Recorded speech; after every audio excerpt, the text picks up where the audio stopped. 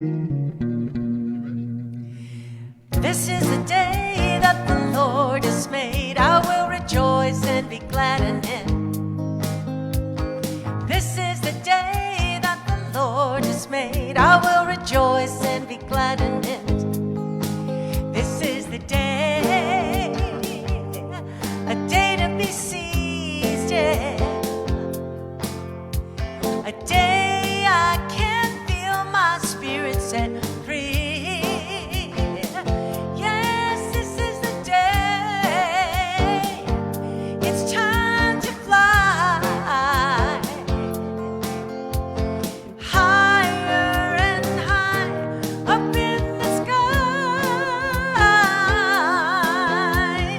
This is the day that the Lord has made. I will rejoice and be glad in it. This is the day that the Lord has made. I will rejoice and be glad in it. This is the day all my dreams come true.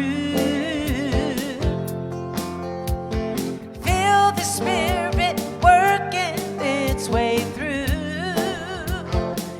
Yes, this is the day. It's time to fly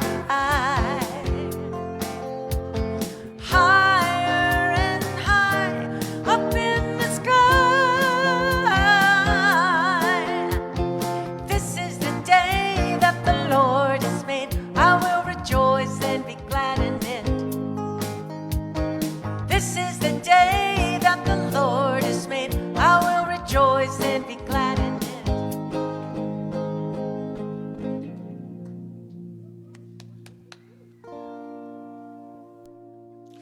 Good morning.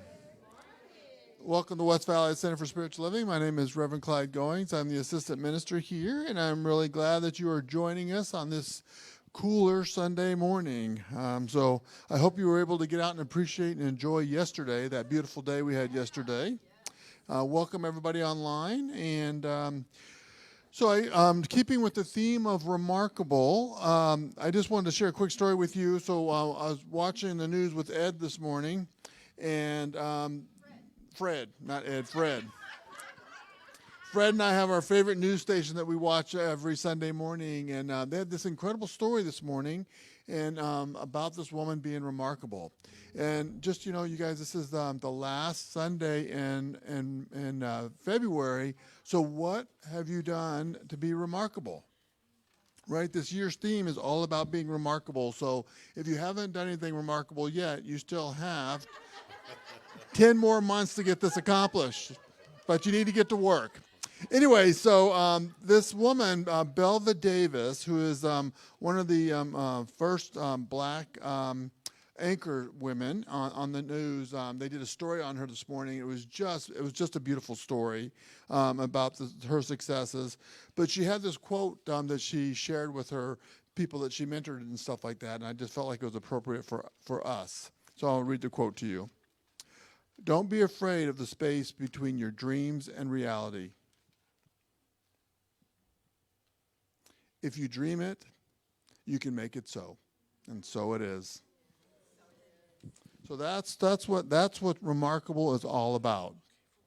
So we come together every Sunday to remember our truth, that we're whole, perfect, and complete just the way we are. And so we are enlightened, or we are lifted up by the Bradford's beautiful message, and we hear Reverend Karen's beautiful, Bradford's beautiful music, and hear Reverend Karen's beautiful message every Sunday. So we are in a great space. We're in a beautiful spiritual home, and I'm loving to be here. So let's start off our service by reading our vision statement together. We are a loving, joy-filled community, honoring the many paths to God as we learn and live the science of mind principles. And so it is. So before we get started, I forgot one more thing. So reminder to everybody and everybody online, we're starting this 40 days of Lent starting tomorrow. If you have not picked up your book or if you want it electronically, please reach out to Reverend Karen. We're doing this as a community experience. There's a commitment card in here. Fill out the commitment card, turn it into myself, dropping it off in the basket or in the office, Reverend Karen. And Reverend Karen's going to pray over those commitments that you guys are making for the entire 40 days. So let's make this change happen. So please join us in this beautiful experience as we walk through the next 40 days. So now if you could just sit back, relax, open up your hearts, your minds, your ears for the Bradford's beautiful message, music, and Reverend Karen's beautiful message. Thank you.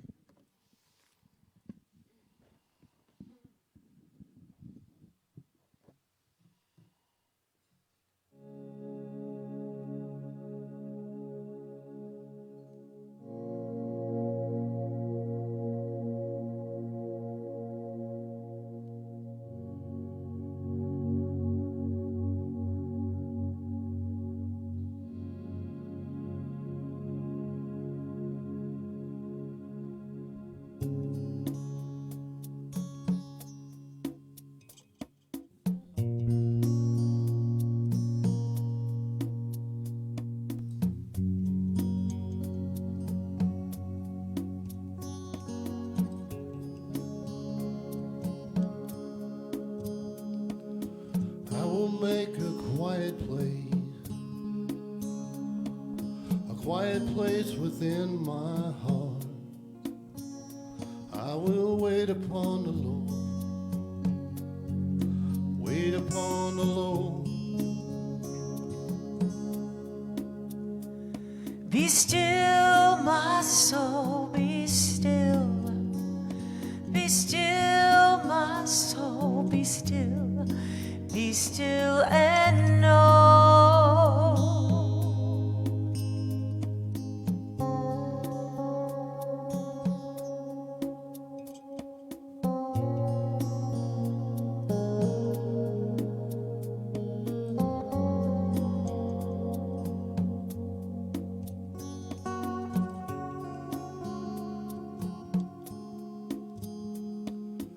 I will make a quiet place within my mind. I will wait upon the Lord, wait upon the Lord. Be still, my soul, be still. Be still, my soul, be still. Be still and know.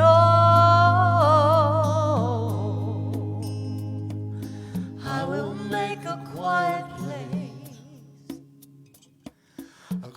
place within my life, and I will wait upon the Lord, wait upon the Lord.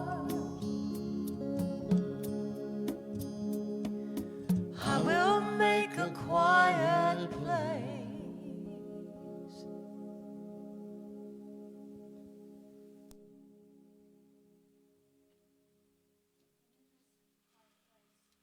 There's one mind, one love, one essence that I choose to call God.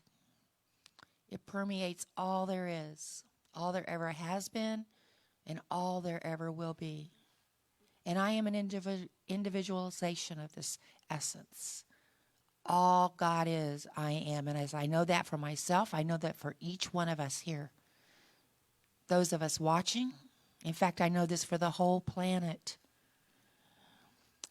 And I say a word of blessing today for the Bradfords and their beautiful music that always, always, always touches our souls, brings us together, and gives us joy.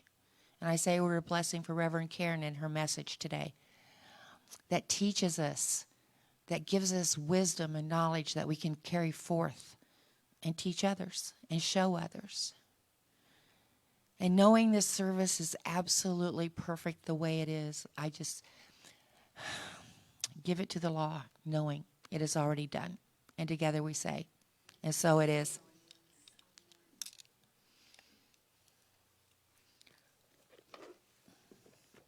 We have a bunch of stuff up here.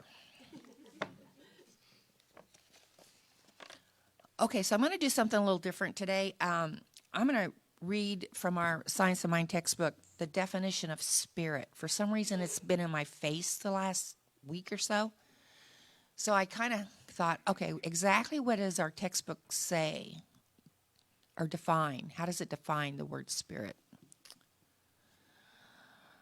God within whom all spirit exists, the self-knowledge one, the conscious universe, the absolute, spirit in man is that part of him which enables him to know himself, that which he really is. We do not see the spirit of man any more than we see the spirit of God. We see what man does, but we do not see the doer. We treat of spirit as the active and the only self-conscious principle. We define spirit as the first cause or God, the universal I am. The spirit is self-propelling. It is all. It is self-existent and has all life within itself. It is the world. It is the Word, and the Word is volition. It is will because it chooses. It is free spirit because it knows nothing outside itself. This is exciting. I get excited. And nothing different from itself. Spirit is the Father, Mother, God because it is the principle of unity back of all things. Spirit is all life, truth, love, being, cause, and effect, and is the only power in the universe that knows itself. I love that. I mean, it's so awesome. So let's think about that one for a minute. And so it is.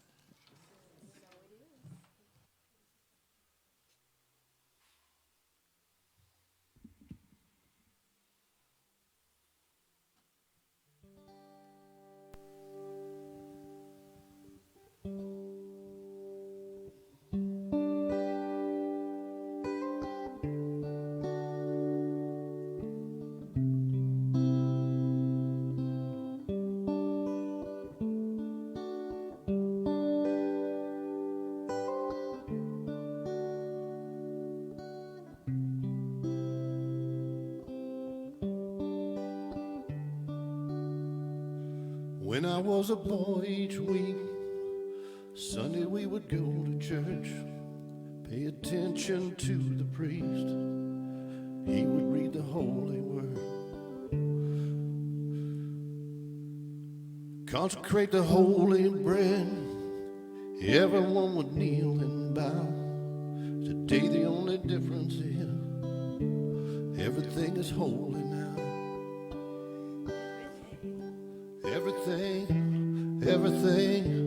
Everything is holy now.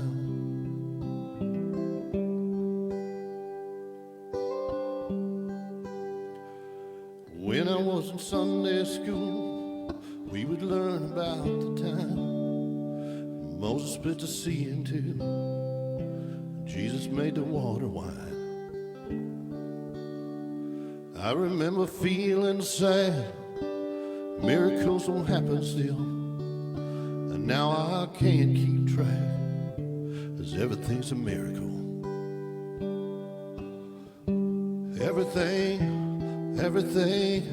Everything's a miracle.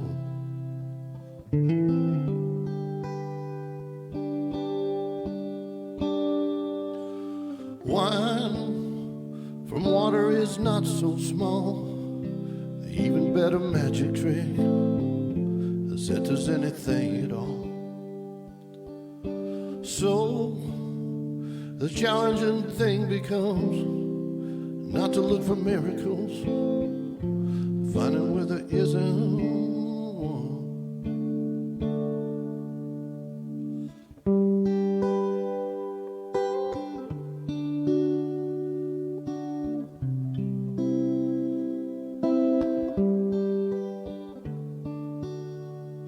When holy water's rare at best, barely wet my fingertips.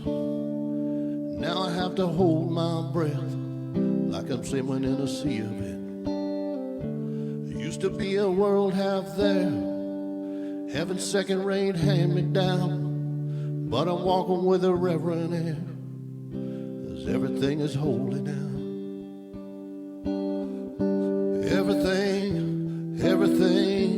Everything is holy now.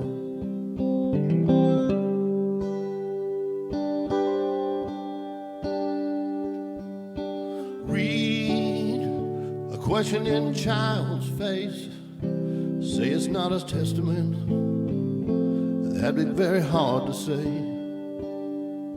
See another new morning come, say it's not a sacrament, tell you that it can't be done. This morning outside I stood, saw a little red-winged bird, shining like a burning bush, singing like a scripture verse. Maybe wanna bow my head. I remember when the church let out, how things have changed since then, 'cause everything is holy now.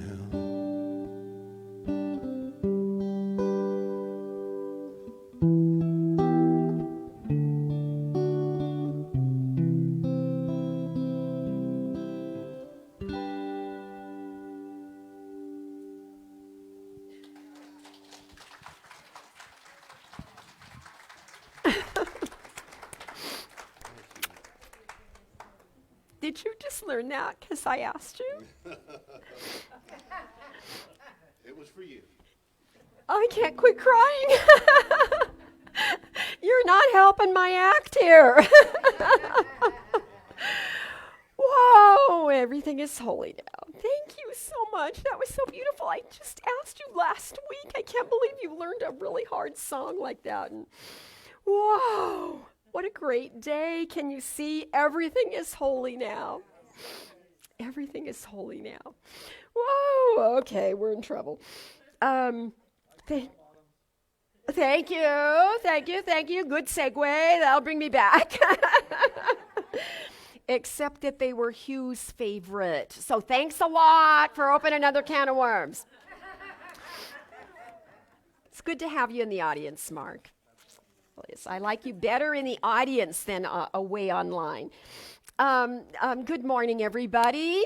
Welcome to the West Valley Center for Spiritual Living. I'm Reverend Karen Rice, and I'm not the only one crying, apparently. Colleen's back there. Now, Colleen, I've given you an important job today. Colleen is sitting right behind my sister, who just flew in from Michigan. My sister Debbie is in the audience today. And my sister and I have such an amazing, amazing story about how love, whoa, always smirks.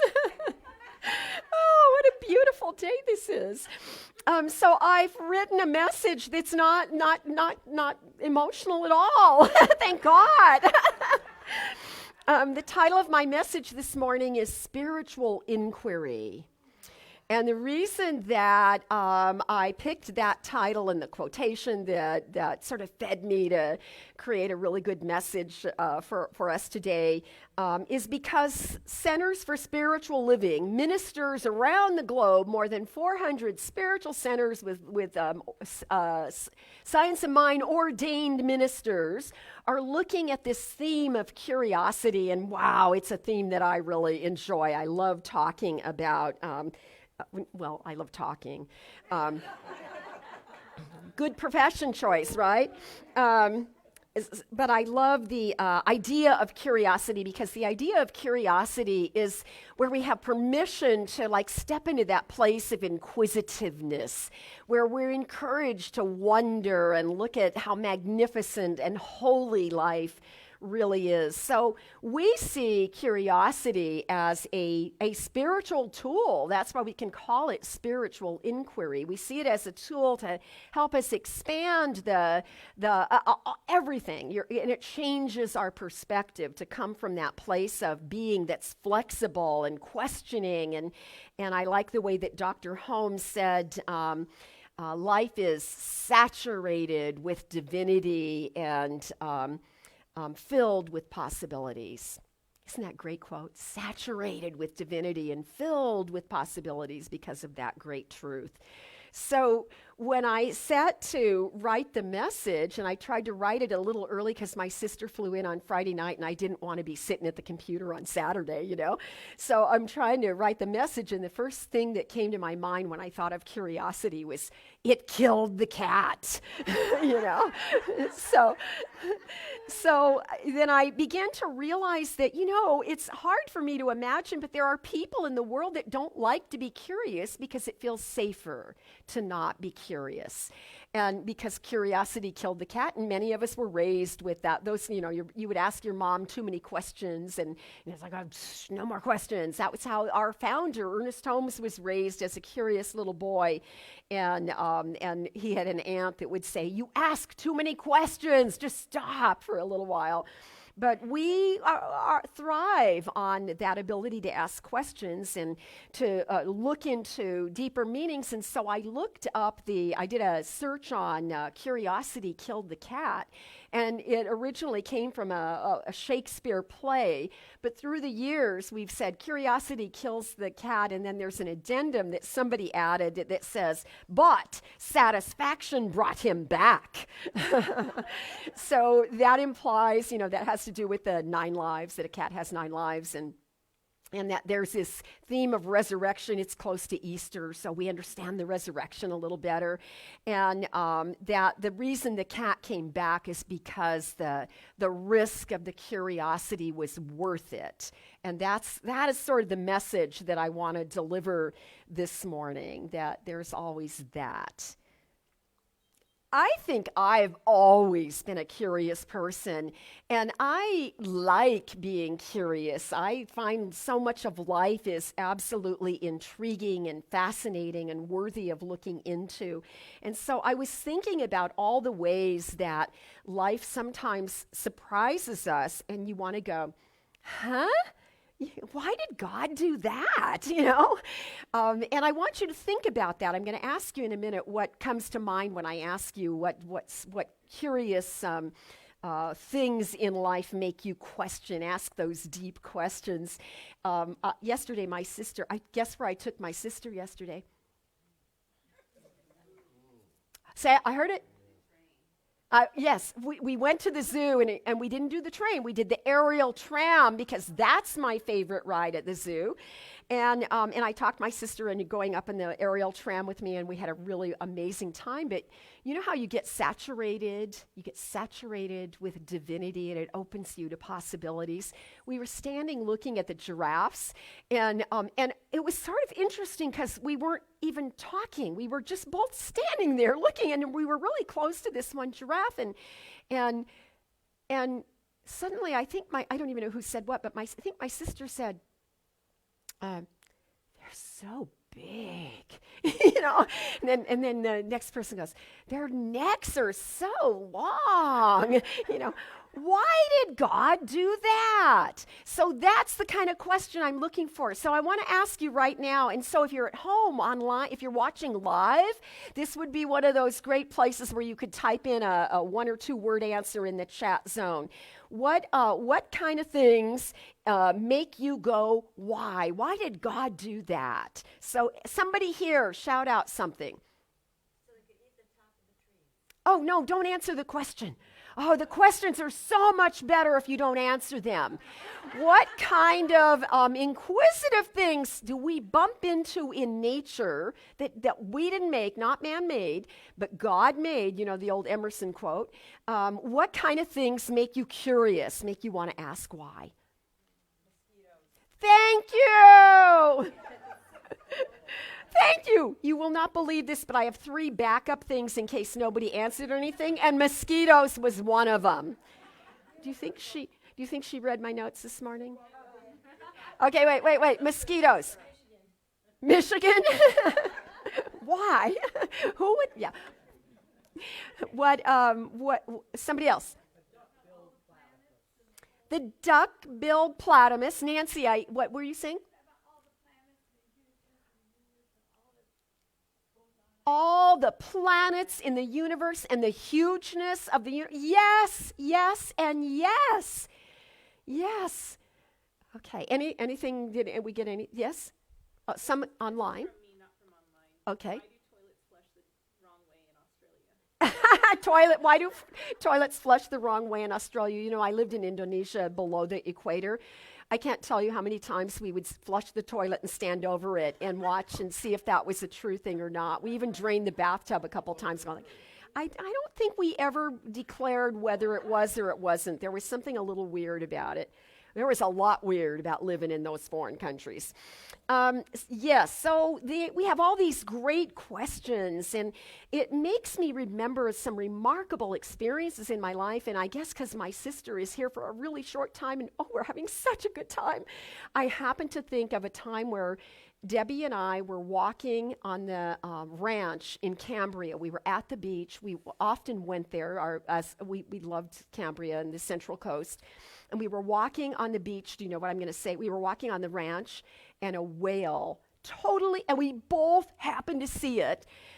A whale fully breached out of the water and splashed down right in front of us. And it was a calm day, so it was just an extraordinary experience. And another time, we were hiking. We used to climb this fence to go see the elephant seals that had come back to that region. And they say that that is the closest thing to an African safari that we have, are the way the seals came back to the Central Coast in California.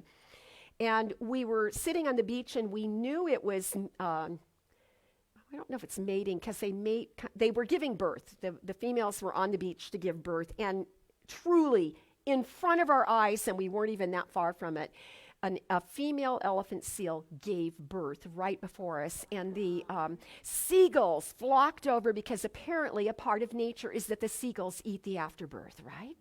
And they're all a part of the process.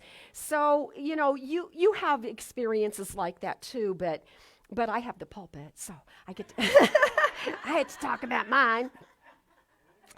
I brought in a quote to share with you today from Samuel Johnson, a great literary contributor, British author, a poet from the 1700s. Samuel Johnson. Oh, and by the way, this was a tidbit that surprised me.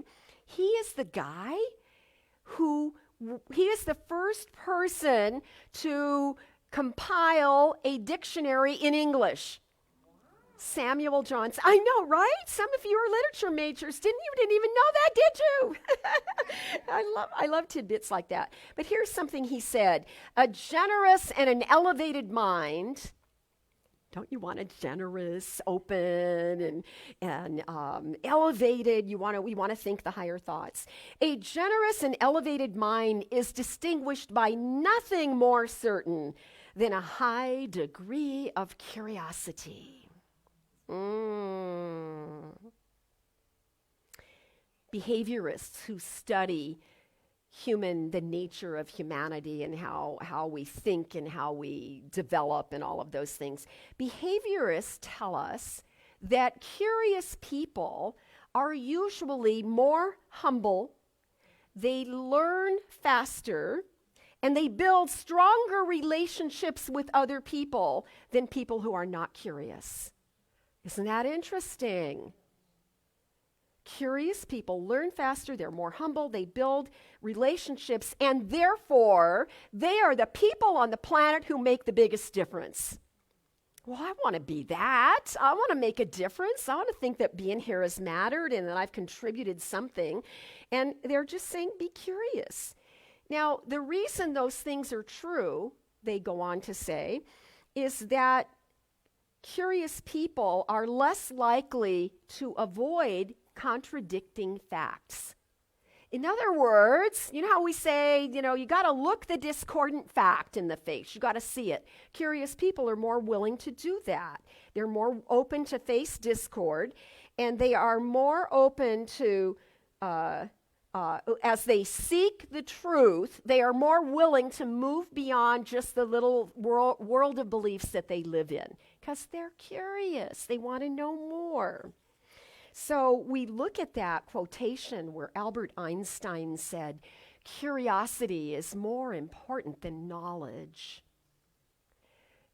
He also said, these are two separate quotes, I didn't realize this, that imagination is more important than knowledge. He was a scientist, right? He was a brilliant man. And here he is talking about the value of imagination and curiosity.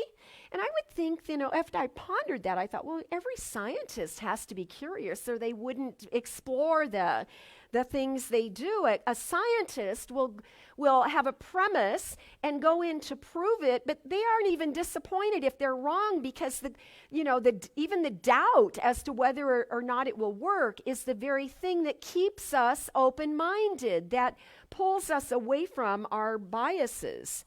Now, there's a longer version of that quote, that curiosity is more important than knowledge. And here's what Einstein said in a bigger context.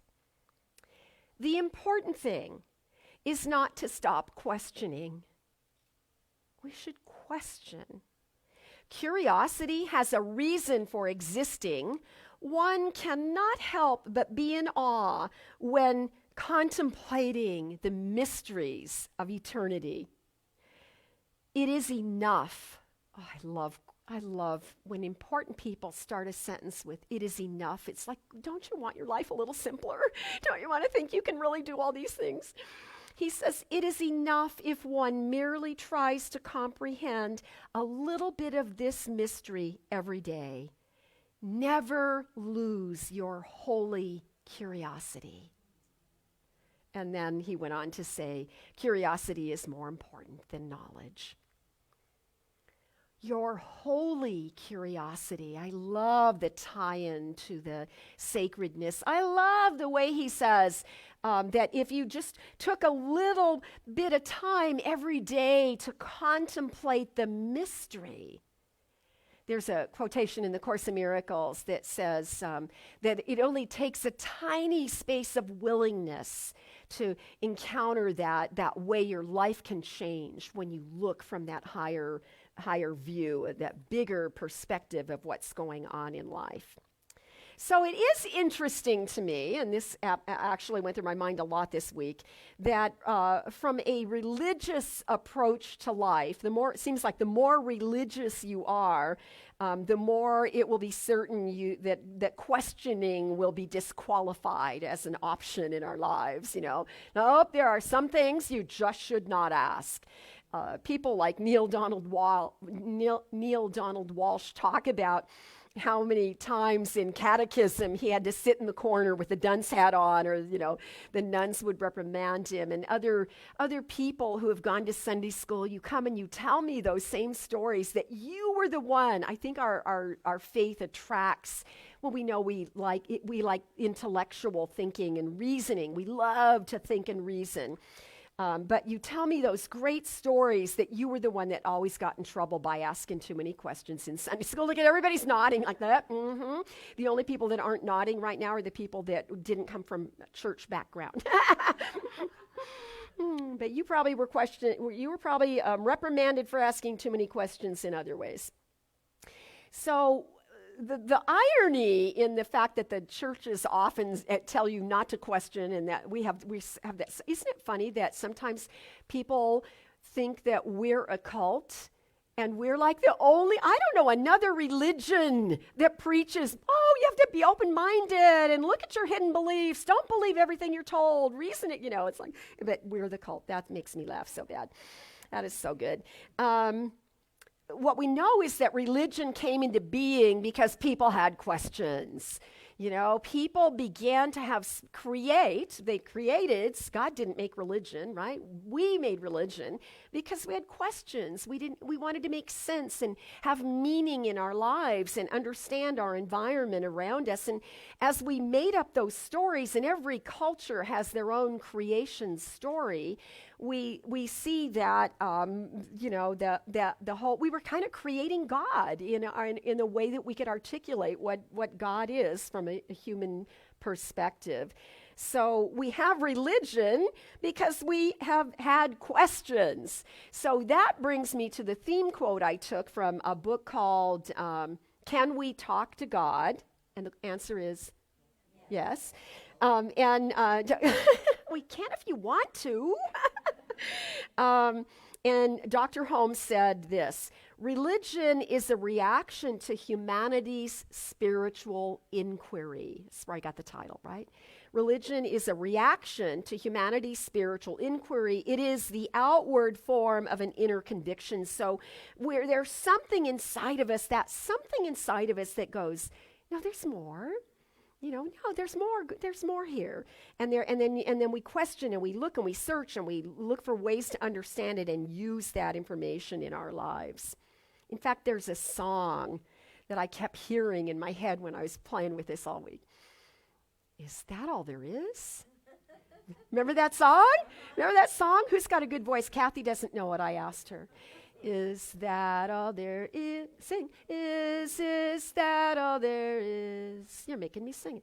Is that all there is, my friend?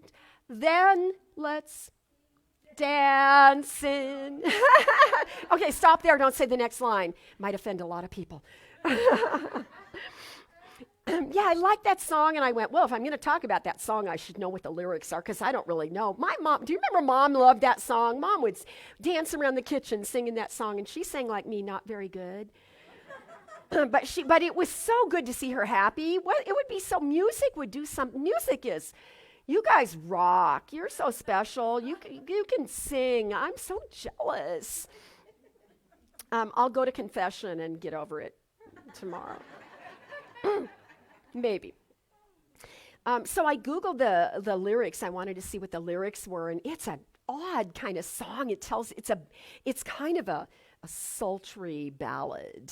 So it tells this story, like when I was little, the house burned down, and we all watched, and then we said, "Is that all there is?" Right? The house burned down, and then Daddy took me to the circus, and we go to the circus, and she had such a great time at the circus. But then when that was over, it was like, "But it's over. Is that all there is?" And then she grows up, and then love doesn't work out in her life, and then she goes, "Is that all there is?" So it was sort of interesting to look at the lyrics and imagine how that song came to be. And the song was actually written by a couple of guys, and it was poetry before it became music. But do you know who sang that song? Peggy Lee sang that song. See, you guys know this stuff. They're too young. They know nothing over that guy. Yes, I'm going to tell you right now. So there's a couple things I want to talk to you about Peggy Lee. Peggy Lee, when I went, oh my God, that's a Peggy Lee song. I have a couple of really important and fun things to tell you about Peggy Lee. First of all, her life story kind of reminds one of Marilyn Monroe. It was kind of a tragic life story. Mom died when she was really little. Dad really wasn't present, and then he remarries, and she has the wicked stepmom that would just trump any fairy tale, very abusive stepmother. She grows up. This is real life. This is not the song. This is Peggy Lee's life. She grows up, and she has a series of disappointing love relationships. But in that time period, she figures out she can sing. And boy, Fred, she could sing. Yep, she could sing. She sang great. So she has her first love. They have a baby, and she decides to retire. She's in her 20s. She's a successful singer. She's just moving into this place of great fame, and she decides she's going to retire and take care of her kid. But the reason she retired was because she didn't have the confidence. She didn't think she was that good of a singer. Right, God? You understand that? You know how the law works, right? You're taking good care of my sister, right? Okay. Phew. Are you okay? Is this a little weird for you to see your sister up here being a preacher lady? It's okay? All right. Phew. I got a lot to worry about today, So Peggy Lee leaves this singing career, and her neighbor, who she was really good friends with, says, "You're not happy. You are not happy since you quit singing. I have something you need to do. I'm going to help you." And This changed the life of Peggy Lee, this advice she gave her. The woman says to her, I'm going to babysit for you, and you're going to go hear this man speak out at the Ebell Theater. And I want you to sit there and just listen to what he has to say. And she went to her very first lecture by Ernest Holmes. And she said that, okay, I'm going to cry again. She walked in there and she knew she was home, that the message resonated for her, that she felt the truth of that message when he spoke. And she came home and she was a renewed person, but more than that, she fell in love with this teaching and she became a devout religious scientist in the 1950s. She loved the science of mind teaching. She took all the classes that you took, and it was a transformational, life-changing experience for her. More than that, she became very good friends with Ernest and Hazel Holmes. They didn't live too far from each other. The relationship built, and they became so close that Ernest and Hazel considered Peggy Lee to be their adopted daughter. Dr. Holmes officiated, well, let's just say more than one of her marriages. It's not perfect, right? It's not magic. She called him Papa. And they had dinner together at least once a week. And sometimes it would be at her house and she cooked, and sometimes it would be at his house and he cooked, because we all know he loved to cook and entertain and have people over. So they did an interview in the Science of Mind magazine in 1987. They did an interview that covered her story, and they asked her about that song. That is such an odd song for a religious scientist to do. So how did that come about? What did it mean to you? And she told her story of that song, that the song for some reason spoke to her. She didn't write it, but the people that wrote it wanted her to produce it, to sing it, and it did become a big hit. She sat on that project for 1 year, trying to figure out, what do I see in this song that everybody else is missing? And this is what she said. She said, people think this song is about disillusionment, but that is not what it means to me. She said, to me, it's exact opposite of that. What the song is saying is that we go through one experience in life after another experience, and some of those experiences are positive, and some of them are horrible and negative. But we learn and we grow stronger and we go on, because what we have learned is that life goes on. Isn't that what I love to talk about? That isn't that what the ongoingness of life, the insistence on the part of life for more life. And then she ends with saying, the question, is that all there is? The question intends to draw us through curiosity to imagine what else is possible. Is this not what we talk about in here? It is what we talk about. It is that everydayness, that way there's day and there's night, there's dark and there's light, and one experience looks positive and one looks negative, and you jumble it all together and you see the wholeness of your very own life. We have this video chat group that you all have heard me talk about. We talk every single day, and I think there are 9 of us in the group, and we're down to maybe 6 of us that are like really consistently every day, or if you miss a day, you catch up. And what's been a beautiful benefit of that is that my nieces, who are raising children in Chicago, whom I would not know, I get to get acquainted with the kids, they get to know they have a great aunt in Arizona that lives in the desert that does funny things on the pulpit on Sunday mornings. And one day we were talking, and Nikki, Debbie's youngest daughter, was talking, And something happens, they've all got kids. Between me and Debbie, I have one sister. We have only each other. Our parents had 2 kids. We're here today. And we have 15 grandchildren between us. The youngest of our 15 grandchildren is Charlotte. She's 6 years old, about to turn 7. One day, something was happening in the conversation on the video, and Charlotte must have asked, and Nikki's filming it, and Nikki does not turn off her camera when the kids come. We get to, yeah, I know, it's real life. It's so cool. And something happened. She says to Mom, and Mom goes, yes, Charlotte, and what do we know about feelings? And 6-year-old Charlotte said, feelings come and feelings go. Is that all there is? Oh, heck no. Things happen, they come and they go, and then there's more of life. And by the way, just to end that story, when Dr. Holmes died, he had left instructions for Peggy Lee to sing the Lord's Prayer at his funeral, and she did. Walt Whitman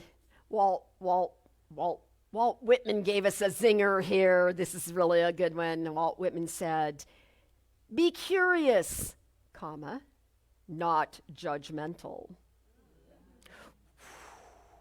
Be curious, not judgmental. Oh, for the open-minded thinker, there comes a point in our lives, and all of you are open-minded thinkers, or you wouldn't be sitting here, that's for sure. For an open-minded thinker, there comes a point in our lives where we realize that more information does not make us smarter. In fact, the opposite is the truth that is revealed to us. The opposite is that the more you learn, the more you know you don't know, which makes some of us, like me and my sister, are really happy that we have search engines in our phones and computers and all of that. More information. The facts sometimes take you further away from having clarity on a situation than getting to it. But the thing is, there's something about the way the brain works. Think of it like this. The mind thinks. Your brain doesn't think. Sort of reminds me of the teaching symbol, right?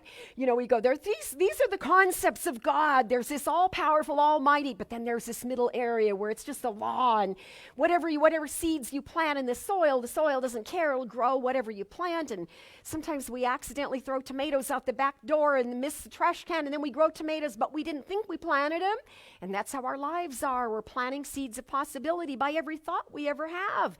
And then we start studying spiritual stuff, and we realize that, wait a minute, the nature of life is that if you don't like what's growing in your garden, pull the weeds, pull it all out, nobody cares, and replant a crop of what you would like to have experience in your livingness. So when we look at neuroscience, we have had some shocking realities we have learned from the brain studies they've been doing and all the stuff we know on neuroplasticity and all of that. And what we know is that the brain doesn't think.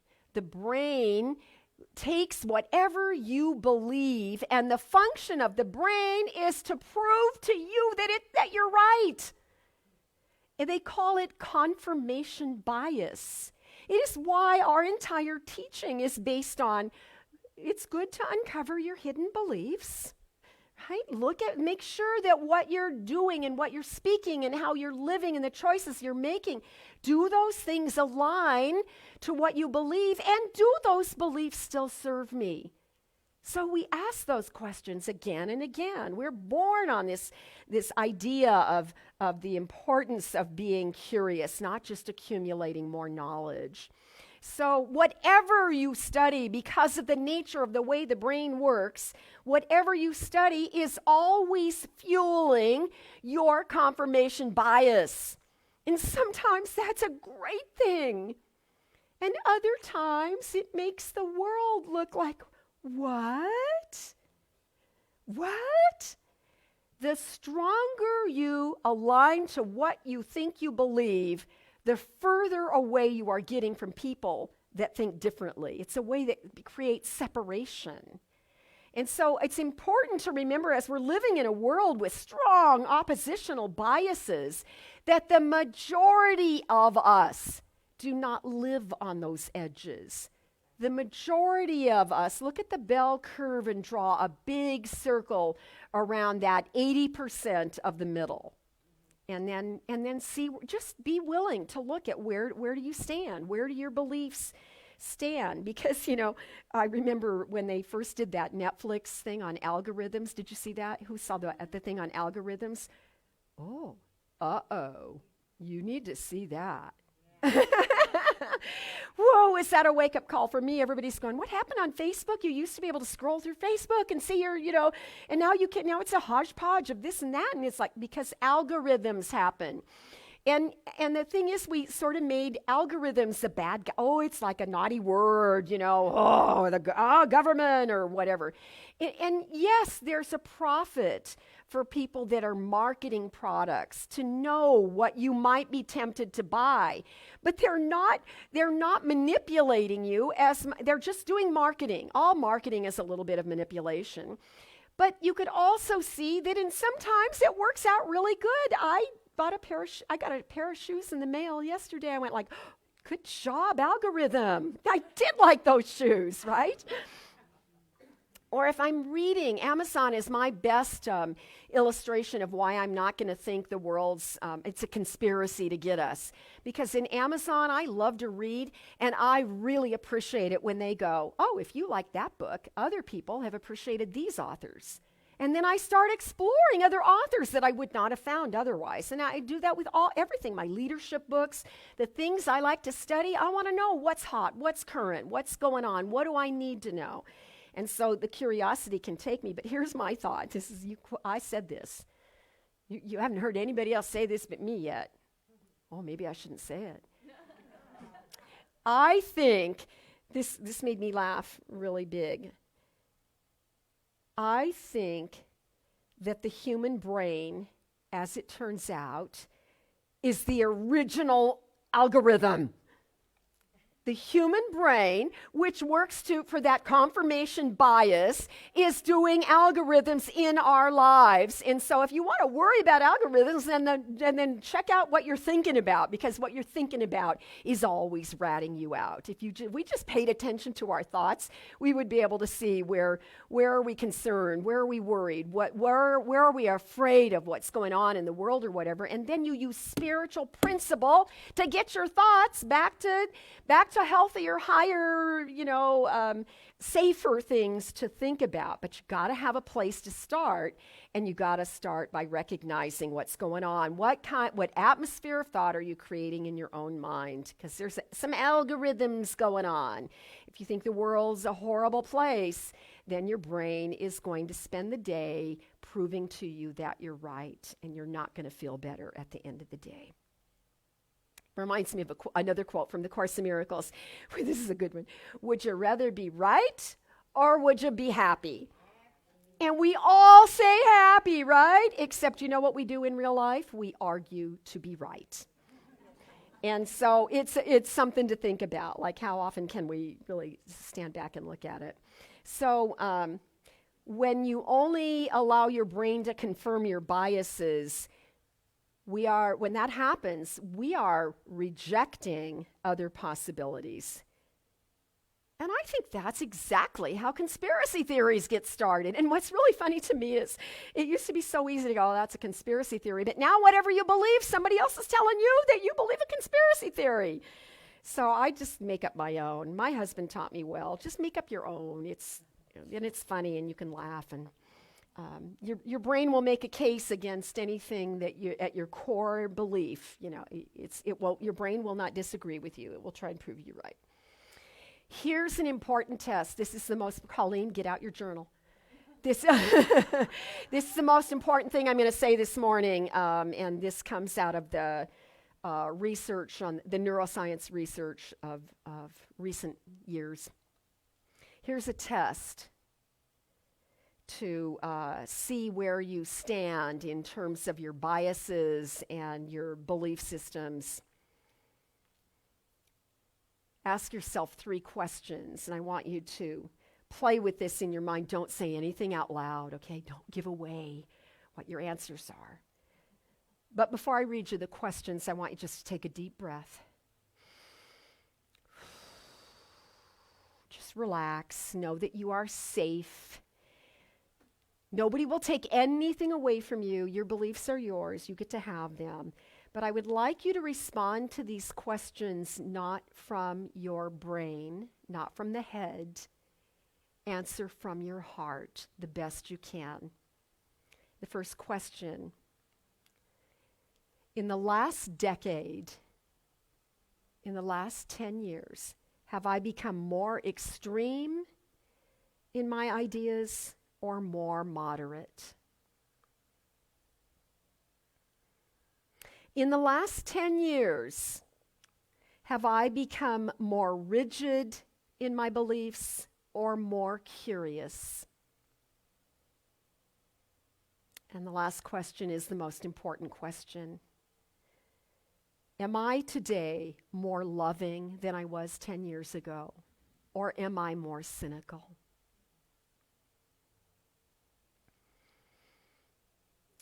If you'd like to hear those questions again after the service, you can come up and I'll let you write them down. But they are really lovely questions to ask ourselves, because when we become more curious, we find that we do have more choices and more possibilities. And when the world scares us, we shut down. When we are afraid, we go into that primal instinct of fear, fight or flight, and we separate ourselves from the whole. And we have that need to protect ourselves. And from that space, we are not curious. You can't be curious when you're afraid, because those primal instincts are to protect yourselves. And when we are defending ourselves from each other, we cannot have community. We cannot belong. We lose that sense of belonging because we feel like we have to be extremely careful. When the world scares me, that's the time I know that I need to be still, and I need to know that right where I am, God is. And that's when I can speak or even sing that song to God. Is that all there is? What else is going on right here, right now? What else is going on in my life? But what else is going on in my community? What else is going on in the world that I can't see because I'm so focused on just this little issue right here? Because from that higher, godly perspective, there's always more. And I'll close this morning with this. This is quite interesting if you're me. You love this stuff. Aristotle. The classic philosophers, the classic philosophers lived like 400 years before Jesus walked the earth. That's a long time. And they were thinking some pretty deep thoughts. And Aristotle is known to have developed a theory called systematic inquiry. It's critical thinking. Systematic inquiry, that we still follow this theory today, but they now call it first principles thinking. And it's about having that ability to think a problem all the way through, not to react, but to really think it through and make decisions. It's about taking a situation back to foundational concepts so that we can reconfigure what we think we see going on in the world. Now, I like this idea of first principles thinking, because it's exactly what I've been telling you, especially this year, since after I came back from vacation. And in the 40-day project, it's always the first thing to do when anything goes wrong in your life. The first thing is to return to God. Return your attention to truth. Remember, there is a power and a presence in this universe. It is greater than I am. It is a power for good, and I can use it. Yes. Yes. Amen. Where's Reverend Cheryl when you need her? Damn This would have been a good Reverend Cheryl talk. We love you, Reverend Cheryl. We know you're watching. We go back to the beginning. We go back to God. And you know why? In the first book of the Bible, in the book of Genesis, you know what it says? In the beginning, God. In the beginning, God. So let's remember that. Always we can go back to the beginning, go back to the foundational principles and concepts and begin again, return to love, return to truth. Remember again this much bigger story than any single church could tell of creation or how life works or any of it. I read this statement. It said, curiosity is an indispensable stimulant, and I liked that. I like that because I certainly know that I'm personally stimulated by my own sense of curiosity. I think our mom and dad did good. They did good. So I would say to you today, just be sure that you use your curiosity to stay open. And then here's a cute little thing that came out of the CSL minister notes that we could say this today and everybody would have the same remembrance. Inquiring minds want to flow. Inquiring minds want to flow. And that's what I wanted to say today.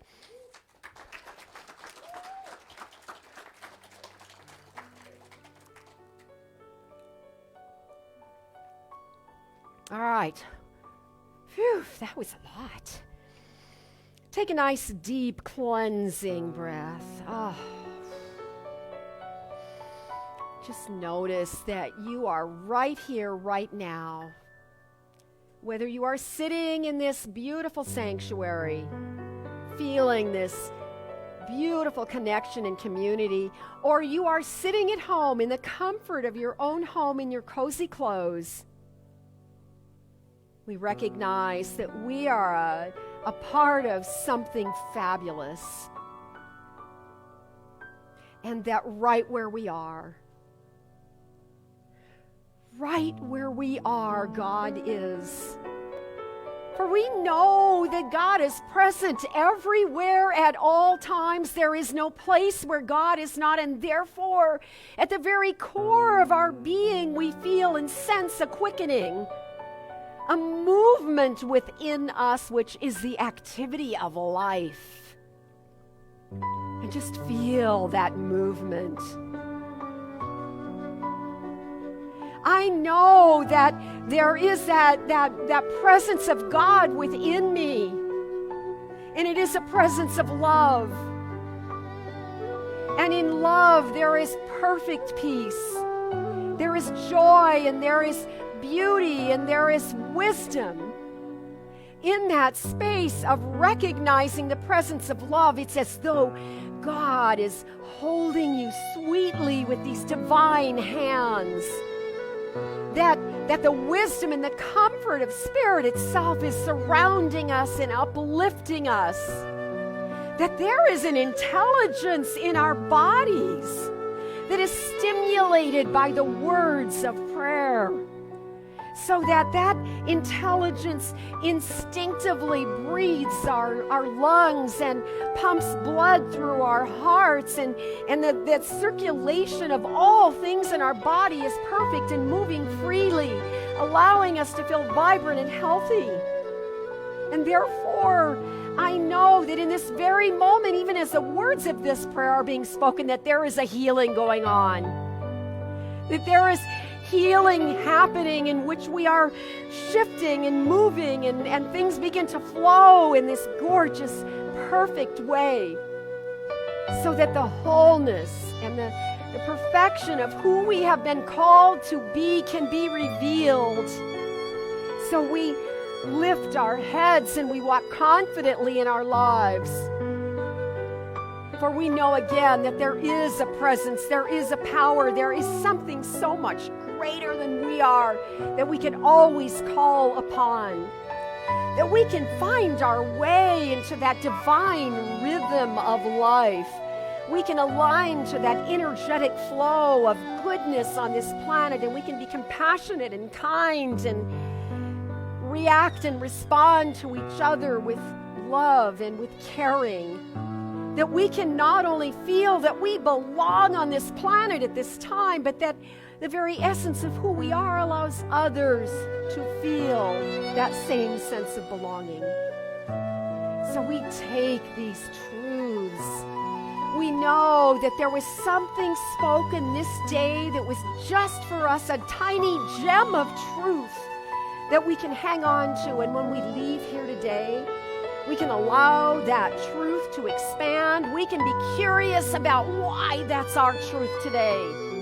And we can allow the voice of God, the Holy Spirit itself, to reveal even greater awareness in our experience of living. I know this allows us to make a difference in the world. This calls us to be a community of substance, and that our community is blessed with this spirit of thanksgiving, and that there is this gorgeous flow of all things that we need in order to be a vibrant presence, a vibrant spiritual presence in the West Valley.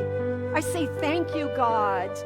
Thank you, Spirit. Thank you, life, for all of these truths, for the way in which we can be vessels to receive that good, the grace of God, that we can be filled up, that we can feel and sense and know that Spirit itself is pouring and that grace into our lives, that it is streaming into our bodies, that we are healed, we are whole. We just allow our souls to soar in the way we have been called to share our gifts. Yes, there is this gorgeous life. Yes, Spirit, use us. Yes, life. And in that deep, beautiful sense of connection and knowledge of how life works, I simply release the words of this prayer into that divine law, knowing it is already done. And together we say, and so it is. Amen. Amen.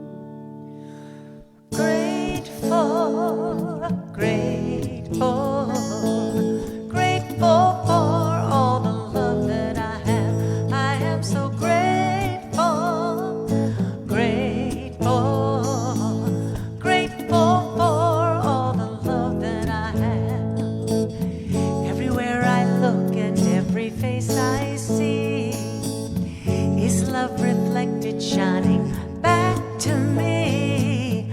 I just give thanks for all these simple things, the joy and peace that gratitude brings.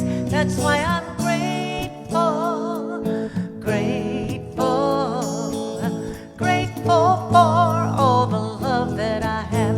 I am so grateful, grateful, grateful for all the love that I have. Oh, yes. Thank you, Bradfords. And we do need to clean up this pulpit. There's a lot of stuff up here. Kendra, where did this come from? Did you bring it? Who put this up here? Rod did this, you guys. So here's an example about being remarkable. Okay? Yeah. I've been back there looking at this thing the whole time. I have been paying attention to your message. But this is just beautiful, and the starting of the meditation song was beautiful. So thank you. The gifts. It's gorgeous. Thank you, Bradford. Yes, it just keeps coming. So thank you.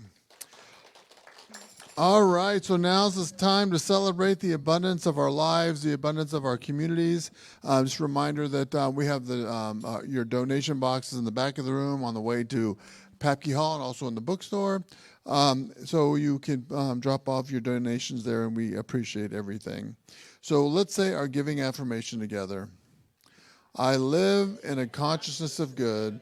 Divine love blesses and multiplies all that I am, all that I have, all that I give, and all that I receive. Thank you, God, and so it is. Please rise for our last song.